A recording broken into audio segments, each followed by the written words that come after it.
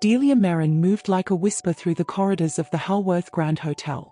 Unnoticed, unbothered, invisible. That suited her just fine.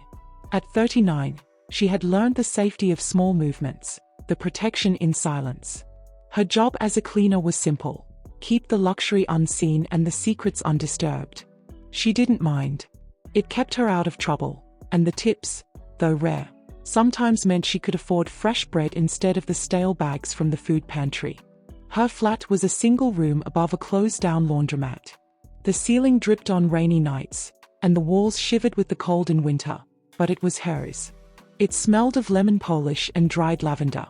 A hammer-down kettle hissed when she made tea, and her favorite old radio crackled a late-night jazz station that few people knew still existed. Delia didn't own much, but what she had was real. Honest. It was late October when she found the girl. The hallway on the 14th floor had gone silent.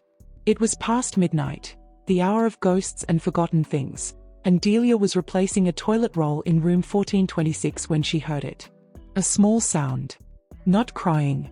Not quite. Just breathing. Too soft to be deliberate. A sound that didn't belong. She opened the door slowly and stepped into the corridor, her heart picking up in quiet warning. The girl was there, huddled near the ice machine in a corner, wrapped in what looked like a coat too large for her shoulders. Her hair was a tangled mess of dark curls, her face streaked with salt and grime, her eyes wide open, staring at the carpet as if afraid it might shift beneath her. Delia took a cautious step forward. "You okay, sweetheart?" she asked softly. The girl flinched. "Don't call anyone," she whispered. "Please. I'm not a thief." Delia crouched down, her knees crackling from years of crouching like this over bathtubs and toilet bowls. She didn't ask for explanations. The girl looked no older than 13, her knuckles scraped, one shoe missing. Delia's heart ached in that quiet way it always did when life handed out pain to the young. "I won't call anyone," she said. "But I can't leave you here. You'll freeze." "I don't want to go back." "Back where?" The girl didn't answer. She just shook her head and gripped the coat tighter. Delia hesitated. She was already on her last warning at work for clocking out late. Management didn't care for personal entanglements. But something about this child, brittle, wary, breaking at the seams, made Delia do what she hadn't done in years. She offered her hand. "I live nearby. Just for tonight. You can have the bed. I'll sleep in the chair. You don't have to talk. Just rest." The girl looked at her. Not with trust. Not yet. But not with fear either. There was something in Delia's voice that disarmed the usual adult harshness. Something quiet and clean. They slipped out through the back stairwell. Delia's flat was not much, but it was warm. She gave the girl a clean shirt, let her use the bathroom, and heated up canned soup while the radio murmured faintly in the background. The girl sat cross-legged on the small mattress and stared around the room. Her gaze landed on the wall shelf where Delia kept her books, most of them second-hand. Novels with creased spines and poetry with dog-eared pages. "You live alone?" the girl asked suddenly. Delia nodded. "For a long time." The girl seemed to weigh that. "You don't look scary," she said. Delia smiled faintly. "And you don't look like a runaway. But here we are." A beat passed. Then, "My name's Alice." Delia nodded. "Mine's Delia." Neither of them said anything more that night. Delia let the girl fall asleep in the bed and curled into the armchair with an old blanket around her shoulders, watching the city lights flicker against the window glass like distant fireflies. She didn't know what she was doing.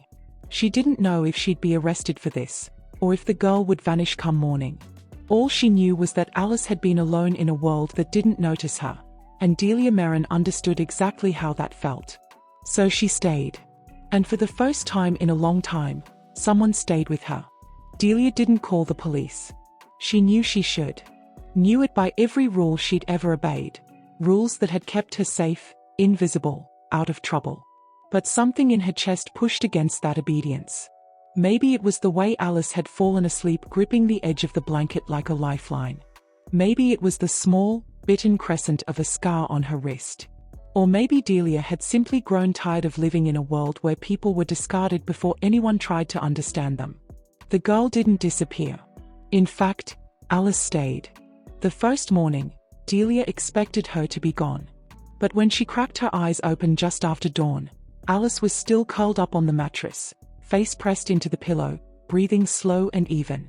Delia watched her for a moment before carefully rising, brewing tea, and toasting the last slice of bread, then cutting it in half and placing one half on a chipped plate beside the girl. "Not much," she said softly when Alice woke. "But it's warm." Alice sat up slowly, her hair a tangled crown of sleep. She took the toast with both hands and chewed like someone who didn't want to look grateful. "I'm not staying long," she said between bites. Delia nodded. "That's up to you." The next night, Alice was still there. And the night after that. They didn't talk much at first. Delia knew how to leave space. She'd learned from experience that asking too many questions was the surest way to make someone bolt. So she spoke in small things: how her radio had a mind of its own, how the neighbor downstairs smoked too much and cursed at pigeons, how her favorite book had pages that smelled like rain. She talked like someone who wasn't trying to fill the silence, just share it. Alice listened. And slowly, she began to speak back. Her voice was always guarded. But Delia learned things in pieces. That Alice had lived in a house too large to feel like home. That her parents fought in quiet, cold tones that hurt more than shouting. That something had happened, something Alice didn't name, that made her leave. Not a tantrum. Not a rebellion. Something real. One evening, Delia came home from the hotel and found Alice sitting by the window, legs pulled to her chest, eyes red-rimmed but dry. "They probably think I'm just some brat," Alice said, not turning. "Running away for attention." "You didn't run away," Delia said gently. "You ran towards something. Even if you don't know what it is yet." Alice glanced over, startled. "You believe me?" Delia sat beside her. "I've lived long enough to know when someone's running from fear. Not foolishness." A long pause stretched between them. "Sometimes," Alice whispered, "I think I'm broken. Like there's something wrong with me that makes people stop loving me." Delia felt the ache rise in her throat. She reached out, slowly, and placed a hand over Alice's. "You're not broken," she said. "You're bruised. There's a difference." Their days took on quiet rhythms. Delia gave Alice chores, small ones, not out of obligation, but to give her the dignity of purpose. Alice swept the floor, watered the cracked little potted fern Delia kept on the windowsill, organized the tea tins. They played Scrabble on weekends with missing tiles and listened to jazz on the radio. Sometimes Alice read aloud, her voice slow and careful. Sometimes Delia let her sleep in while she headed to the hotel, warning her not to open the door for anyone. Always returning with day-old pastries or leftover fruit. They laughed more than Delia expected. And they fought, too, the way people do when they start to matter to each other.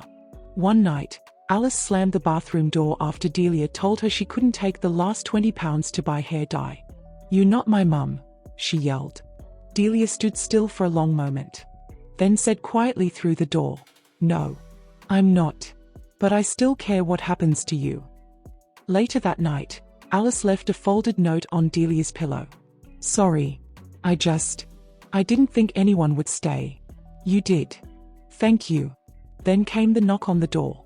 2 weeks after Alice first arrived. Delia had just come back from work, rain dampening her coat, when someone banged twice on the frame. Heavy, official. She opened to find 2 uniformed officers on the steps, their expressions unreadable. "Miss Delia Merrin?" one asked. She nodded, heart hammering. "We've had reports of a missing girl. 13. Dark hair. Last seen near the Halworth Grand." Delia didn't lie. She stepped aside. Alice stood behind her, eyes wide, clutching the frayed edge of the curtain. The taller officer softened. "Alice Harrow." Alice didn't answer. Her hands trembled. Delia opened her mouth, ready to speak, when Alice moved forward, voice clear but shaking. "I wasn't kidnapped. I ran. But she saved me." The officers paused. She gave me a place to sleep. She didn't ask for anything. Please don't take her away." Delia stood frozen. For a long moment, no one spoke. Then one of the officers sighed. "We'll need to take a statement. But it's okay. No one's in trouble, not yet." As they stepped aside, Alice reached for Delia's hand and held it tight, like a child who didn't want to let go. That night, after the officers left, promising follow-up but no arrest, Alice curled up on the bed and looked at Delia with quiet panic. "If they make me go back." Delia touched her face, brushing back a curl. "We'll figure it out. Together." Alice blinked back tears. "I don't want to leave. I feel safe here. Not scared. Not fake." Delia held her. And for the first time in her life, she realized. She wasn't invisible anymore. She was needed. The days after the police visit passed like a heartbeat held too long. Delia was careful. Quiet. She followed instructions, gave a statement, told the truth gently, without details that didn't belong to her. The officers didn't seem cruel. Just tired. They warned her that someone from social services would likely follow up. Maybe even Alice's parents. But Alice didn't run. She stayed. Not just in the room, but in Delia's life. Fully, irreversibly. She cooked sometimes now, awkwardly chopping carrots and always burning the first pancake. She made Delia tea without being asked. She added little notes to the fridge with post-its. "Don't forget to eat lunch." Or "I believe in you," kind of. Delia had never come home to notes before. Just silence and her own shadow. One night, Delia sat at the table, staring at an envelope. Inside, a formal letter from Child Services. A scheduled visit. Routine, it said. Necessary. Alice came out from the bathroom in an oversized hoodie, hair still damp from a shower. She saw the look on Delia's face and paused. "What is it?" Delia handed her the letter. Alice read it in silence, then lowered it slowly. "Are they going to take me back?" Delia didn't answer right away. "They might." Alice swallowed. "I don't want to go back there." Delia looked at her, really looked, at the defiance trying to hide the fear. "Why did you run, Alice?" Silence. Delia reached across the table. "You don't have to tell me everything. Just enough to help me help you." Alice's voice came out like paper tearing. "My mum married a man. After Dad died. He was nice, at first. But then he started saying things. Doing things. Little touches that didn't feel right." Delia's chest tightened. "I told her once. She called me a liar. Said I was just jealous. Said I wanted attention." Her mouth twisted bitterly. "So I stopped saying anything. But I started saving coins. Hiding them. Planning. And then one night," she added, "I left." Delia didn't speak. She simply stood and walked to Alice's side, knelt beside her chair, and held her in a way no one had for a long time. Not tightly, not possessively, just enough to let her know. "I believe you. And I won't look away." The social worker came on a Thursday. Her name was Mrs. Pelham. She was small, sharp-eyed, but not unkind. She carried a thin folder and wore practical shoes. Alice sat across from her on the sofa, arms folded tightly. Delia stood by the kitchen doorway, not intervening, just present. "I'm not going back," Alice said firmly. "We are not here to force anything yet," Mrs. Pelham replied. "We are here to understand. To listen." Her eyes flicked to Delia. "You know this isn't legal. Housing a minor without reporting." Delia met her gaze. "I know. And you're aware of the consequences." "I am." "Then why?" Delia looked at Alice. She didn't need a cell or a sermon. She needed a door that didn't slam. A meal that wasn't monitored. Silence without suspicion. That's all I offered. Mrs. Pelham paused. Wrote something down. "You work at the Halworth Grand." "Yes. Cleaner. 7 years." "Any family?" "No. Not anymore." A silence. Alice said, more softly, "She saved me. She didn't even know who I was. She just opened her door." Mrs. Pelham turned to her. You know you can't stay here forever, Alice. I'm not asking for forever. Just until I can breathe again. Mrs. Pelham returned twice more. Each visit more human than the last. She brought paperwork, assessments, references. Delia filled them out carefully. She asked questions. She told the truth. She said she didn't have much, just a room, a job, and a heart that had room for one more. And then one afternoon, after the fourth visit, Mrs. Pelham arrived with an unexpected offer. A temporary guardianship. 6 months. A monitored trial. It wasn't everything, but it was enough. Delia blinked as she read the form. Alice, beside her, squeezed her hand so tightly Delia thought her bones might break. That night, they celebrated. They didn't have champagne or a big cake. Just 2 mugs of cocoa and the last shortbread tin from Christmas. Alice wore a paper crown she'd folded herself from a takeaway menu. Delia laughed, really laughed, for the first time in years. I made this place home, Alice said, sipping her cocoa. Without even trying. You made me home, Delia replied. That's the difference. Alice looked down, eyes glossy. Can I call you something? Not Mum. Just something. Delia smiled softly. Call me whatever makes you feel safe. Alice thought for a long moment. Then I'll call you mine, she whispered. 6 months passed like seasons changing. Slow, quiet, but certain. Delia's life no longer fit into the neat, lonely box it once did. Now there were 2 toothbrushes by the sink. 2 mugs always drying by the rack. Sometimes 3 pairs of shoes at the door because Alice had made a friend, and that friend had been allowed to visit, not just once, but regularly. And laughter. That, too, lived in the flat now. The kind that surprised Delia. She never knew a room could carry so much sound and still feel peaceful. Alice was different too, but in ways that didn't erase who she'd been. She still had nightmares, sometimes. Still froze when a man raised his voice too suddenly on the street. But she no longer recoiled at kindness, no longer braced for it to turn into something sharp. She had started drawing again. Big, bold sketches full of wild-eyed girls and glowing wolves and broken clocks stitched back together. She never explained them. But Delia didn't need her to. They were survival on paper. One spring morning, Delia received a letter she hadn't expected. It wasn't from the council, or from child services. It was embossed, stiff, and official-looking. The Halworth Foundation invites you to our annual recognition dinner. At first, she assumed it was a mistake. She wasn't the type of person who received invitations. She scrubbed the marble floors of the hotel where those dinners happened. She passed unnoticed in corridors while people in silk gowns walked by. But the envelope was addressed to her. In careful pen. And inside, there was a note. Delia Merrin, you were nominated by someone whose life he changed. We hope you'll attend. She turned the card over again and again. Alice, passing by, stopped and read the top of it. You going? She said simply. I haven't got the kind of dress for this. I do, Alice said. And you my size.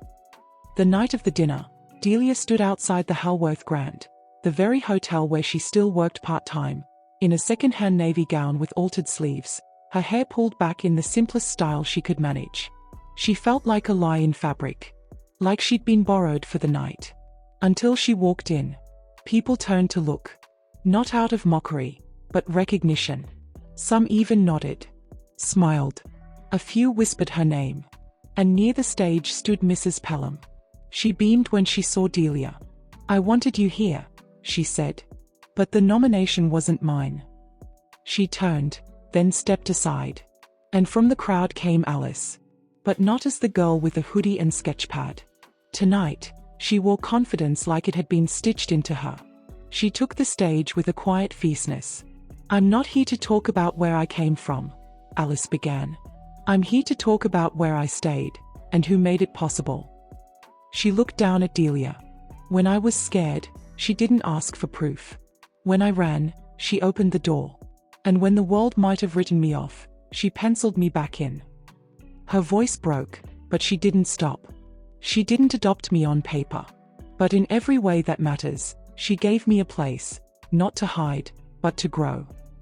The applause was soft at first, then real, then louder. Delia sat still as water, her hands folded in her lap. She wasn't used to being seen, and certainly not like this. After the dinner, Delia stood outside, her shoes off, holding them in her hands like a girl leaving a dance. Alice came to her side. "I'm not going back," she said. "Not ever. Not to that house. Not even to the name they gave me." Delia turned, alarm rising. "They can't take you again. You're still under guardianship." Alice smiled, slow and certain. "I know. I just meant, I don't want their name anymore." Delia froze. Alice pulled out a folded form, legal, signed, sealed. She placed it gently in Delia's hand. "If it's okay with you," she whispered, "I want yours." Delia still cleans sometimes. Not because she has to, but because she likes order. Because she finds peace in the quiet rhythm of making something shine. Alice studies illustration now. Her first published comic is about a runaway girl and the hotel cleaner who saves her. The dedication reads, "For the woman who taught me that home is not a place, but a kindness offered without asking anything in return." They still live in the same flat. Same chipped mug. Same small fridge. But now there's a frame on the wall, hanging above the couch. It holds one word, stitched onto linen.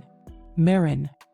Kindness isn't always loud, and love doesn't always arrive with labels. Sometimes, the most powerful acts are the ones done quietly, without promise of reward, not out of pity, but out of shared humanity. Delia didn't rescue Alice for recognition. Alice didn't stay because she was grateful. They chose each other, without obligation, and in doing so, proved that sometimes, family is not what you're born into, but what you dare to build. If this story moved you, don't forget to like, share, and subscribe for more powerful stories that inspire, challenge, and stay with you.